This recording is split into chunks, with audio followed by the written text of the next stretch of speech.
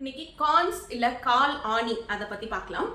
உள்ளங்கால்ல நம்ம வெயிட் அதிகம் தாங்கக்கூடிய முன்பகுதியிலையும் ஹீல்ஸ் பகுதியிலையும் அந்த ஸ்கின் திக் ஆயிட்டு கால் ஊனும் போதெல்லாம் ஆணி குத்துற மாதிரி ஒரு வலி வருது அப்படின்னா அதுதான் கான்ஸ் அப்படின்னு சொல்றோம், அல்லது கால் ஆணின்னு சொல்றோம். இதுக்கு என்ன தீர்வு, எவ்வளோ நாள் ட்ரீட்மெண்ட் எடுக்கணும், இதை சரி பண்ண இதுக்கு சர்ஜரி பண்ணணுமா, இல்லை ஆணி மேலே ஆசிட் வச்சு அதை வெளியே எடுக்கிறாங்களே, ஸ்டிக்கர் ஒட்டி ஆணி எடுக்கிறோமே, எந்த ப்ரொசீஜர் ஃபாலோ பண்ணுறது கால் ஆணிக்கு அப்படின்னு கேட்டோம்னா, கால் ஆணியை நம்ம லோக்கலைஸ்டாக ட்ரீட் பண்ணுறோம் அப்படின்னா அது ரொம்ப ஷார்ட் டைம் ரிலீஃப் தான் கொடுக்கும். நீங்கள் ஆசிட் வைக்கிறீங்கன்னா அந்த ஒரு இடத்துல இருக்கிற ஆணி வெளியே வருமே ஒழிய வேறு வேறு இடங்கள்ல திரும்ப திரும்ப ஃபார்ம் ஆகிட்டே இருக்கும். சர்ஜரி பண்ணாலும் அதுதான், அந்த ஆணியை எடுக்கலாம், ஆனால் திரும்ப திரும்ப வேறு வேறு பக்கத்தில் ஆணி வந்துட்டே இருக்கும்.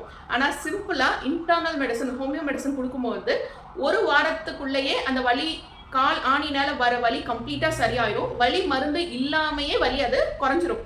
அடுத்து கொஞ்ச நாளைக்கு மருந்து எடுக்க மேக்ஸிமம் 1 மந்த்துக்குள்ள அந்த ஆணி வெளியவே வந்துடும். அந்த இடம் இல்லாமையே போயிடும், ஆணியே இல்லாமல் போயிடும்.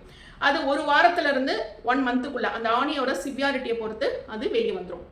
ஸோ கால் ஆணி அப்படிங்கிறது எந்த சர்ஜரி இல்லாமல், பெயின்ஃபுல் ப்ரொசீஜர்ஸ் இல்லாமல் இன்டர்னல் மெடிசனில் ஸ்வீட் பில்ஸ்லேயே ஹோமியோபதியில் கியூர் பண்ணிக்கலாம். இதுக்கு முன்னாடி நீங்கள் கால் ஆணி ஏன் வருதுன்னு தெரிஞ்சுக்கணும். நம்ம காலில் தொடர்ந்து ஒரு இடத்துல ஃப்ரிக்ஷனும் ப்ரெஷரும் இருந்துகிட்டே இருந்ததுன்னா அங்கே இருக்கிற ஸ்கின்ல ஒரு திக்னஸ் ஃபார்ம் ஆகும். அப்போ நீங்கள் போடுற ஃபுட் வேரில், உங்களோட செப்பல்லையோ ஷூலையோ ஏதாவது உள்ள குத்தி இருக்கா, முள்ளு மாதிரி ஏதாவது குத்தி இருக்கா, கம்ஃபர்டபுளாக இருக்கா, இல்லை ஏதாவது ப்ரொஜெக்ஷன்ஸ் இருக்கா, தொடர்ந்து அந்த இடத்த இரிட்டேட் பண்ணிட்டே இருக்கிற மாதிரி ஏதாவது இருக்கா அப்படின்னு பார்த்து அதை கிளியர் பண்ணுங்க. உங்களோட ஷூவோ இல்லை செப்பலோ சாஃப்டாக இருக்க மாதிரி பார்த்துக்குங்க.